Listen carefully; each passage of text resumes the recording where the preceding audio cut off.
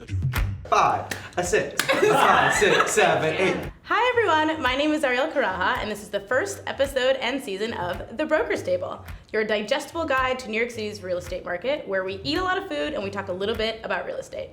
Let's eat. Yeah.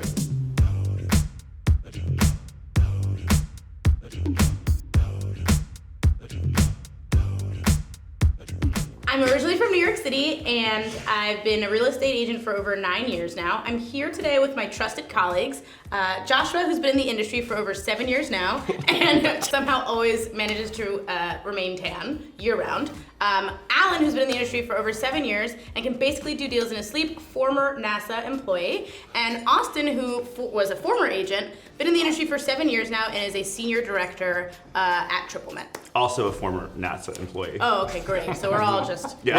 We're all We're all former. astronauts. I did go to space camp this year. Great. So today we're eating bagels and talking about financing your apartment. We're eating bagels because it's the first thing that you start in your day, and financing is the first thing that you start in the process. So why is starting with financing the most important part for a buyer? Just a waste of time otherwise, right? If you don't know what you can afford, how can you know what you're gonna get? It's like starting with dessert before you have your appetizer. Wow. Yeah. You Always could back do to it, food. but you could do that though. This You way- shouldn't. What Right. about the people who want to start it backwards? What about the people who just want to see apartments and then just get it later? Why is that such an issue? Because a lot of brokers won't even show if you don't have a pre-approval letter if you're financing. Well, I think more importantly, it's just, if you're gonna go see apartments that you like, you have to know that A, you can afford the apartment, because there's nothing worse than falling in love with something that you can't purchase. Right. It's like going window shopping. We all like the idea of it, but it's not really the best use of time. Okay, so let's just say someone wants to figure out how they can afford an apartment in New York City. What is the first thing that they should do? How do they get introduced to a mortgage broker? Well, Wait. I'll tell you what I did. I did it completely backwards. I took my salary, divided it by 40 as if I were a renter, and then I learned early in my career a very non-scientific way to do this, which is double the rent and add 2 zeros. And I was like, oh, I can afford X amount that I'm not gonna say. And then I assumed there would have to be a co-op because it's cheap. And then I knew that co-ops take 30% financing, and then I just worked my way backwards. Is that how to do it? No, not even close, and none of that really made any sense. It did in my head. Look, the best thing they can do is meet with a banker, specifically a mortgage banker, to figure out how much they can afford. Because there's a lot of different ways and there's a lot of factors that go into your income and what we count as income. And I think a banker is the best person to tell you, or your real estate agent. Yeah. So a banker or a broker? Both. A mortgage broker can set you up with a lot of different bankers, but a specific banker has the connections within the organization to get you the best deal with that specific bank. So you should talk to both for sure, depending on what you're looking for.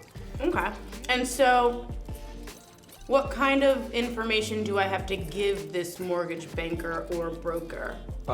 Well, here in New York, a lot of us like to use the revenue financial form. Revenue financial form is just kind of like a personal balance sheet. So it'd be more like taking all of your liquidable assets on one side and then your rolling debts on the other. And then they kind of calculate what Austin was talking about earlier, a debt to income ratio. And from this number, that's what a lot of lenders would like to look at whenever you speak with them to kind of see where you're at and what you can afford. It's kind of like the first step. I would say best talk with your broker, find your broker. You need to find the 3 most important people in this process are going to be your broker, your lender, and your attorney. Right. So I like to start with your broker and have them introduce you to the lenders and to the attorneys. Once you have the introduction to the lender, they can kind of steer you through the process. But again, I firmly believe it all starts with revenue financial. Yeah, I think going back to that revenue financial, I think so much of us, in general, people are really afraid to calculate their net worth. But For really, sure. when it comes down to it, buying an apartment in New York City, you're faced with having to see what you look like on paper. A lot of times people are shocked at their power to purchase. Some people go in here with the idea that, oh, I only have X, Y, or Z liquidable, and that's all I'm gonna be able to kind of add to my net worth. And then you'll find that there are a lot of things that you can put towards, your net worth. Okay, well, so let's just say, for instance, someone goes to the banker tells them, well, you don't make enough money or you don't have what you need to have to get a loan. What are the other options? Are there other options? Definitely, and I think that they'll talk you through them as well.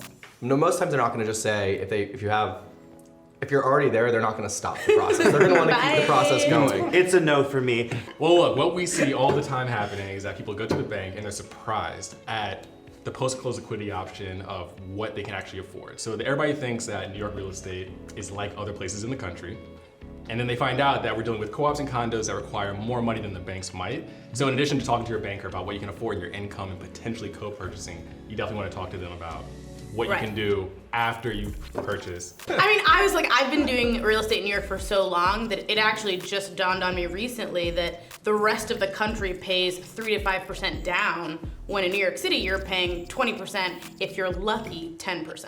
That's not even all though. There's the down payment, and then there's the carrying cost, and then there's the closing cost. Right, because like you mentioned earlier, post-closing liquidity, they want to see sometimes 2 years of post-closing liquidity, which would be your carrying costs, your maintenance, and your taxes. So it's not just, I have $100,000, which will cover the down payment, now I'm good to buy. It's, no, now you still need more. And that's where you get creative with your lender, and that's why, again, it's super important to have a really good lender that you trust, because their job is to be creative. They're the financial Gurus. constructors of how this is going to work for us. So is there a way to maybe borrow money from your parents or your friends or your trusted colleagues? Thanks, guys. Is there a way to borrow money without attaching that person to any sort of form or deed or stock and lease? Wait, is that gifting?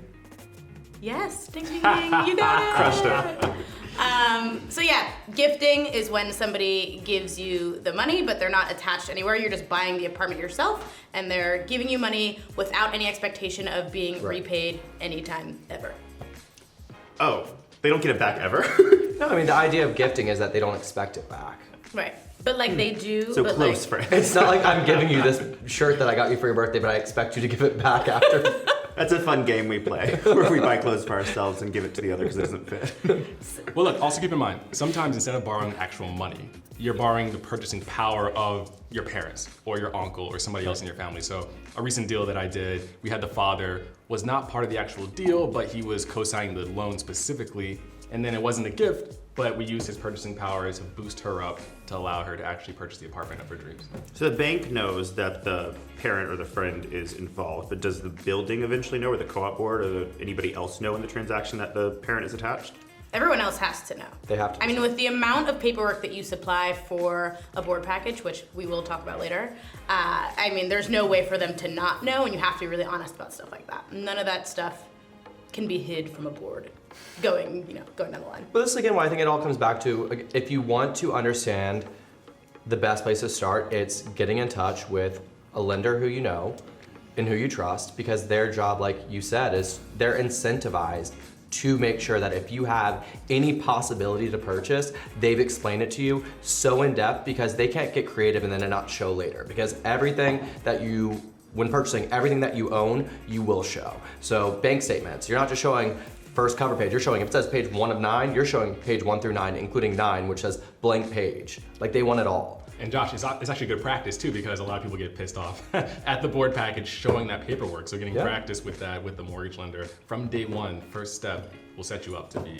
good down the road. And the best thing about this also is that it doesn't take long. A pre-approval really does not take that long to get approved. They don't run, it's not super extensive. Obviously, once you get to the commitment letter, that's when they're gonna really go into looking at a lot more of your assets. But at the get-go, it's a 15 to 30 minute conversation with the lender to find out what your power is in purchasing, and wouldn't you want to have spent 15 to 20 minutes before going to see apartments and wasting 4 or 5 hours of a Sunday with you or anyone else for finding homes that you actually can't fall in love with. Yep. It's not worth anyone's time. Okay, so I want to buy. My next step is pre-approval. Your first step is reaching out to an agent who you trust. A lot of people like to, when going the route of finding out who they're gonna use as a lender, some people do already have friends. A lot of us have very a melting pot of different friend groups, so. But I feel like this is a topic that isn't touched on enough. I feel like you rarely hear about good mortgage bankers and good mortgage brokers. So while we're on the topic, what makes a good mortgage banker or broker? In my opinion, one of the best things is a good connection with their underwriting department, because at the end of the day, the bank's underwriters are going to determine if you get the loan, but a specific banker will be creative enough and know what they're looking for to make potentially your application go through when another bank. So being able to push Right. things through. I've never heard that. But also the institution is important, right? Doesn't the institution need to be reputable for like the co-op board Sure, to it approve? definitely can't be like Austin Bradley Bank, in like the middle of New York City. It definitely, very you want to, small I would say, you want to go with one of the bigger banking houses for sure, unless there's some specific reason why you should go with somebody smaller. And what's more important really is the fact that the building doesn't care where the money's coming from, but the banks themselves might have issue with the process of going through the co-op board package. Correct. So having a New York bank is one of the things that we always recommend to all our clients, just because you don't want to have necessarily Quicken Loans who's not familiar with Manhattan. Yeah, exactly. We've all I've been there. Manhattan real estate is a different beast altogether, so definitely. And I think one of the better things that you can do is, once you are in contact with whatever mortgage banker or broker, is to, if there's a property in question already, give them the address. They can look up if they've lent there before, which is a pretty good indicator that you should either move forward with this bank or not. And I say, fun fact, all these banks have a master list in-house of all the best buildings that they can lend on and buildings that they don't lend on. So by talking to your banker first, telling them the address of the place you're interested in, you can find out before you waste a lot of time if they'll even give you the loan. All right, so with all that said, guys, the quick tip for today is to ask me for lenders that I recommend. I'm happy to connect you guys to get somebody that you can speak to for 15 or 30 minutes over the phone and just get a quick pre-approval so you can figure out what your purchasing power is. If you'd like to be connected, just leave it in the comments below. Thank you so much for joining us on the first episode of The Broker's Table. Looking forward to seeing you guys in the next one. Cheers, guys. Cheers. To loans. To loans.